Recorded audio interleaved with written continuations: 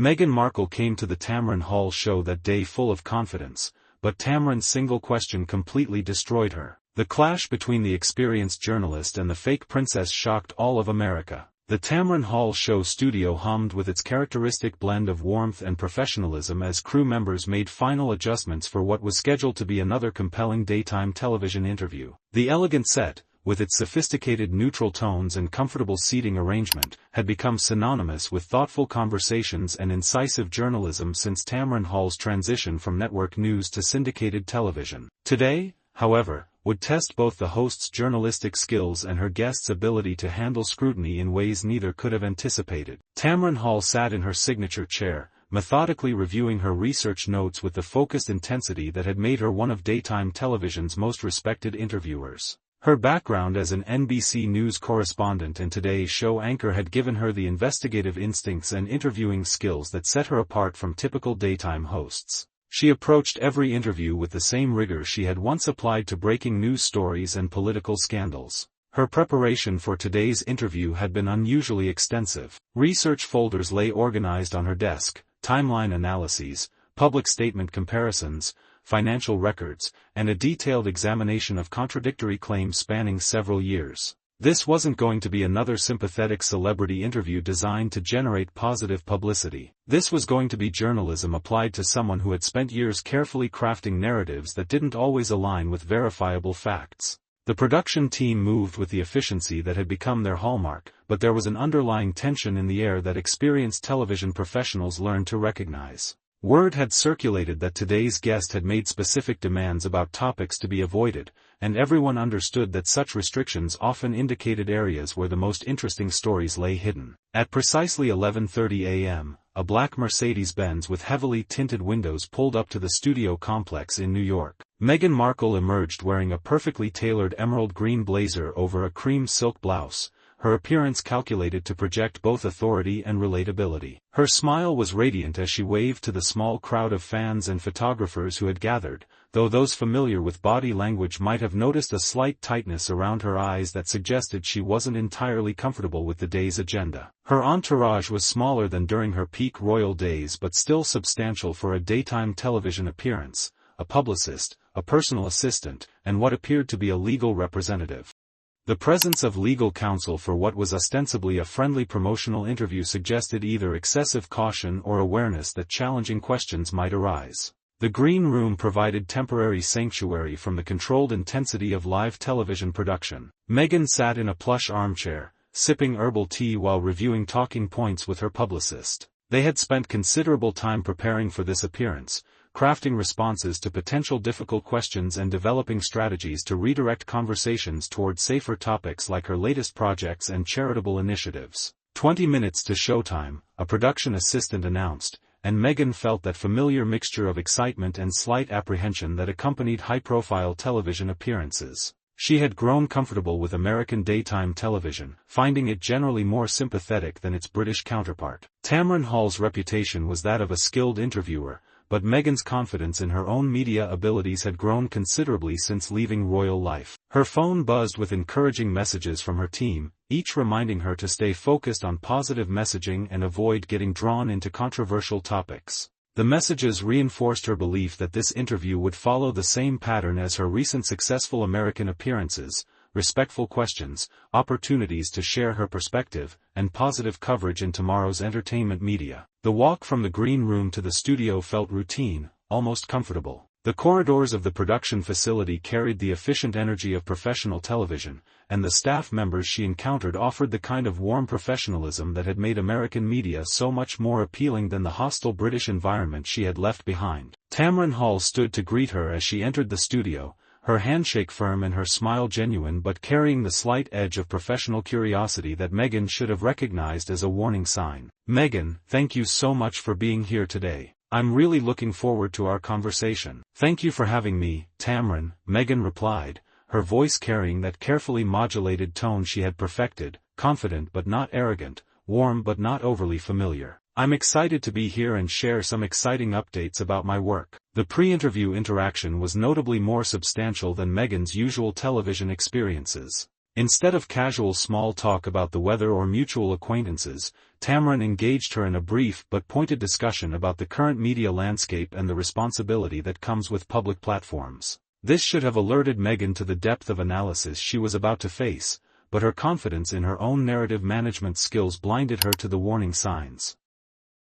2 minutes to live, the floor director announced, and everyone took their positions. Meghan settled into the guest chair with practiced confidence, crossing her legs and adjusting her blazer in a way that projected both authority and accessibility. Her latest children's book sat prominently on the coffee table between them, though something about Tamron's occasional glances at her research notes suggested it might not remain the primary focus of discussion. The red recording lights blinked on, and suddenly they were broadcasting live to millions of homes across America. Good afternoon, and welcome to the Tamron Hall Show. Tamron began with her characteristic blend of warmth and journalistic authority. I'm joined today by Meghan Markle, the Duchess of Sussex, who's here to discuss her latest projects and her ongoing advocacy work. Meghan, it's wonderful to have you here. Thank you so much, Tamron. It's a pleasure to be here, Meghan replied, her smile bright and camera-ready. I'm really excited to share some of the meaningful work we've been doing and talk about the importance of using your platform for positive change. Tamron leaned forward with apparent interest. Your platform has certainly evolved significantly over the past few years. From actress to royal family member to independent advocate and entrepreneur. That's quite a journey. How do you reflect on that transformation? It was a thoughtful opening question that allowed Meghan to launch into well-rehearsed reflections about personal growth, finding her authentic voice,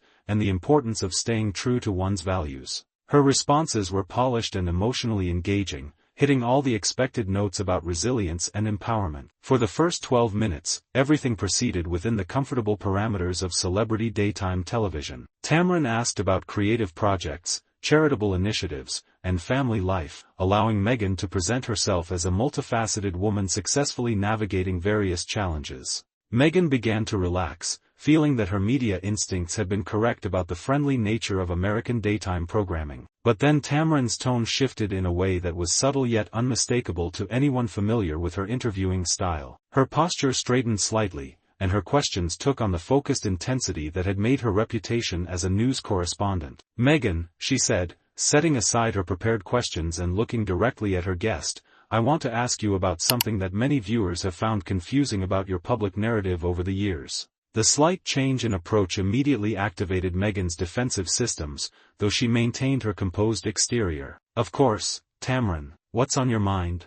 Tamron's eyes took on the laser focus that had made her one of network television's most formidable journalists. You've spoken extensively about your commitment to authenticity and truth-telling, but many people have noticed significant inconsistencies between statements you've made in different contexts over the years. How do you reconcile that with your message about authentic communication? The question landed with surgical precision, and Meghan's carefully maintained composure flickered for just a moment before her media training kicked in. I think people evolve in their understanding of their experiences, Tamron. Sometimes it takes time and perspective to fully process complex situations. But we're not talking about evolution or processing, Tamron pressed, her voice carrying the relentless quality that had made her such an effective investigative reporter. We're talking about fundamental contradictions in factual claims. For example, your statements about your wedding, your financial situation, your relationships with family members. These aren't matters of perspective, they're matters of verifiable fact. Meghan's hands, which had been resting casually in her lap, began to fidget with her jewelry, a tell that experienced interviewers learned to recognize as a sign of increasing stress. I think you're oversimplifying very complex personal situations, Tamron. Sometimes the full truth is more nuanced than what can be captured in a single interview or statement. Tamron's expression remained professionally neutral, but her follow-up questions revealed the depth of her research. Let's talk about specifics then. You've claimed in various interviews that you were financially cut off by the royal family, but financial records and statements from palace sources indicate that you continued to receive substantial support well into 2020. Can you help us understand this discrepancy? The directness of the question struck Meghan like a physical blow. Her voice carried a defensive edge as she responded. Those are private family financial matters that you couldn't possibly understand the full context of without being directly involved. But you've made them public matters by discussing them in interviews with global audiences, Tamron countered with the steady authority that had made her a trusted figure in journalism. When someone makes public claims about their financial situation, those claims become subject to verification. That's how accountability works. The studio audience, which had been enjoying the thoughtful conversation, began to sense that something significant was happening. The comfortable celebrity interview was transforming into something more challenging, more journalistic, and potentially more explosive. Meghan's breathing had become noticeably more shallow, and her voice rose just enough to be perceptible to viewers. I think you're trying to create controversy where none exists. I've always been honest about my experiences. Tamron leaned back slightly, studying Meghan with the same analytical intensity she had once brought to political interviews. Have you? Because I have documentation here of multiple instances where your public statements don't align with verifiable facts or the accounts of other people who were present for the same events. The mention of documentation sent a visible shock through Meghan's system. Her face flushed red, and her hands began to tremble slightly as the implications of Tamron's research became clear. Documentation? Meghan's voice was barely above a whisper. You've been investigating me like I'm some kind of criminal? I've been doing my job as a journalist, Tamron replied with unwavering professionalism. When public figures make claims that influence public discourse and potentially affect other people's lives and reputations, those claims deserve scrutiny. That's not criminal investigation, that's basic journalism. Something inside Meghan began to crack. Her voice rose to a level that was unmistakably agitated. This is supposed to be a friendly interview about my projects and advocacy work, not some kind of interrogation about my personal life. Tamron's response was devastating in its calm precision. Your personal life became public discourse when you chose to share it with global audiences. You can't selectively decide which parts of that discourse are subject to scrutiny and which parts aren't. Yes, I can. Meghan shouted, her composure finally cracking completely. I can decide what I want to share and how I want to share it. That's my right. It's your right to share whatever you want, Tamron agreed. But it's not your right to expect that what you share won't be fact-checked or questioned, especially when it affects other people. Meghan shot to her feet so suddenly that her chair rocked backward, her face contorted with rage and humiliation. This is unbelievable. I came here in good faith to have a respectful conversation, and you've ambushed me with some kind of investigative hit piece.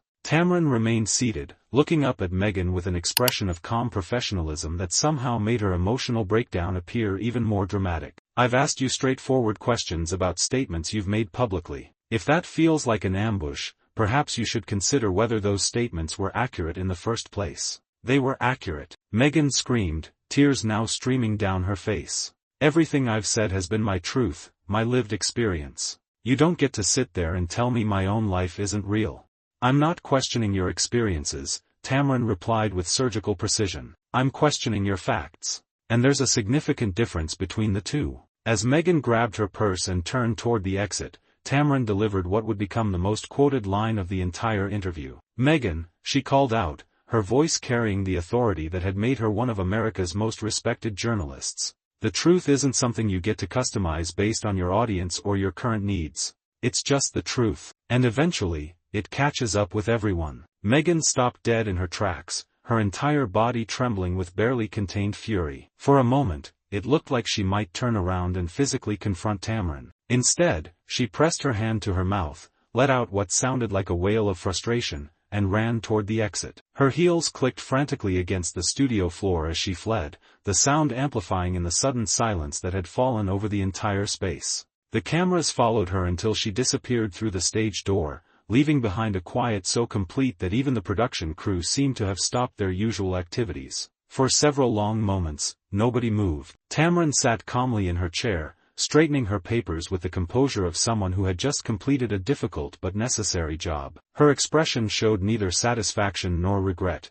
only the professional resolve of a journalist who had asked the questions that needed to be asked. Finally, Tamron turned to face the camera with the authority that had made her a trusted figure in American media. When we come back, we'll be discussing the importance of media literacy and why audiences deserve accurate information from public figures, regardless of their celebrity status. As the show cut to commercial, the production team scrambled to process what had just occurred. Social media was already exploding with clips and commentary, and news outlets were beginning to cover the story. The interview would be dissected and analyzed for weeks, with media experts debating whether Tamron had crossed a line or simply done her job. Meanwhile, somewhere in the building, Meghan Markle was probably locked in a bathroom, trying to compose herself enough to face the inevitable photographers waiting outside. Her legal representative was likely coordinating an emergency exit strategy while her publicist fielded frantic calls and attempted to craft some kind of damage control narrative. But the journalistic damage was irreversible. In less than 20 minutes, one of daytime television's most skilled interviewers had systematically exposed the contradictions in a carefully crafted public persona. She had applied the same standards of factual scrutiny to a celebrity that she had once applied to politicians and public officials, treating fame as no exemption from accountability. Whether you agreed with her methods or not, one thing was undeniable: Tamron Hall had demonstrated that journalism doesn't have to sacrifice rigor for entertainment value. Her refusal to accept manufactured narratives had created a moment of television that would be remembered as a masterclass in holding public figures accountable for their public statements. The truth, as Tamron had suggested, indeed doesn't bend to accommodate convenience or celebrity status. And sometimes, the most important service a journalist can provide is reminding everyone that accountability applies universally, regardless of titles, fame, or carefully managed public images. In those 20 minutes, daytime television had witnessed the complete deconstruction of a modern celebrity's attempt to control information through selective storytelling. The architect of that deconstruction had been a fearless journalist who understood that the integrity of public discourse depends on someone being willing to ask the hard questions.